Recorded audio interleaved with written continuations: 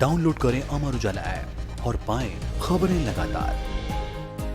भारत रत्न से नवाजे डॉक्टर भीमराव अंबेडकर का दलित समाज के उत्थान और उन्हें जागरूक करने में बहुत बड़ा योगदान है। बचपन से ही आर्थिक और सामाजिक भेदभाव से जूझते हुए विषम परिस्थितियों में डॉक्टर भीमराव अंबेडकर ने अपनी पढ़ाई शुरू की थी। जब डॉक्टर भीमराव अंबेडकर युवा थे तो उच्च शिक्षा के लिए विदेश जाना था। ऐसे में उनके सामने आर्थिक संकट एक बहुत बड़ी समस्या थी। आपको बता दें कि युवा भीमराव अंबेडकर अपनी स्नातकोत्तर पढ़ाई कोलंबिया यूनिवर्सिटी से करना चाहते थे। उनके विदेश में पढ़ने के सपने को साकार करने के लिए एक महाराजा ने मदद की थी। तो आइए जानते हैं उस महाराजा के बारे में जिसने युवा अंबेडकर को विदेश में जाकर पढ़ाई करने में मदद की थी। साल 1913 में अंबेडकर ने कोलंबिया यूनिवर्सिटी से पढ़ाई करने के लिए बड़ौदा के महाराजा के यहाँ आर्थिक मदद के लिए आवेदन किया।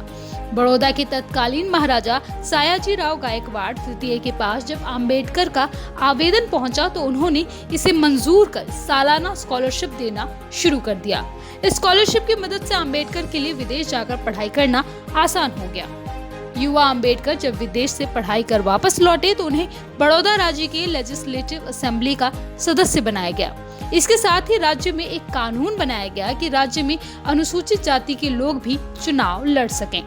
पिछड़े वर्ग, महिलाओं के साथ आर्थिक तौर पर कमजोर लोगों के लिए बड़ौदा राज्य में चलाई जा रही योजनाओं का अंबेडकर पर भी असर पड़ा, जो संविधान निर्माण के दौरान नजर आया।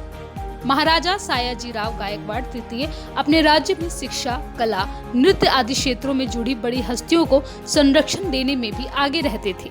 ज्योतिबा फुले, दादा भाई नौरोजी, लोकमान्य तिलक, महर्षि अरविंद समेत कई हस्तियों को महाराजी सयाजीराव ने आर्थिक मदद दी थी। इसके साथ ही राज्य में लड़कियों की शिक्षा पर ध्यान देते हुए कई स्कूल खोले गए और प्राइमरी शिक्षा मुफ्त करने के साथ अनिवार्य कर दी गई। महाराजा सयाजीराव गायकवाड़ तृतीय को भारतीय रियासतों के शासकों के बीच सबसे बड़ा समाज सुधारक और प्रगतिवादी राजा माना जाता है।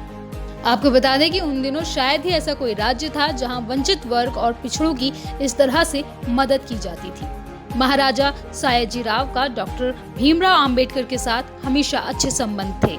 साल 1939 में महाराजा सयाजीराव का निधन हो गया।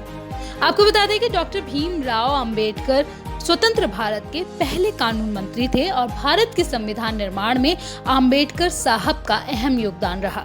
डॉक्टर भीमराव अंबेडकर ने 1952 के चुनाव में निर्दलीय उम्मीदवार के रूप में लोकसभा का भी चुनाव लड़ा था, लेकिन इस चुनाव में उन्हें हार का सामना करना पड़ा था। डॉक्टर भीमराव अंबेडकर को मार्च 1952 में राज्यसभा के सदस्य के रूप में भी नियुक्त किया गया।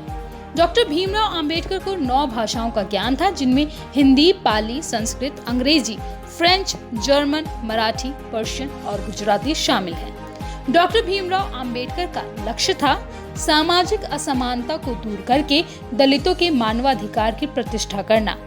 डॉक्टर अंबेडकर ने गहन गंभीर आवाज में सावधान किया था कि 26 जनवरी 1950 को हम परस्पर विरोधी जीवन में प्रवेश कर रहे हैं। हमारे राजनीतिक क्षेत्र में समानता रहेगी, किंतु सामाजिक और आर्थिक क्षेत्र में असमानता रहेगी। जल्द से जल्द हमें इस परस्पर विरोधता को दूर करना होगा, वरना जो असमानता के शिकार होंगे वे इस राजनीतिक गणतंत्र के ढांचे को उड़ा देंगे।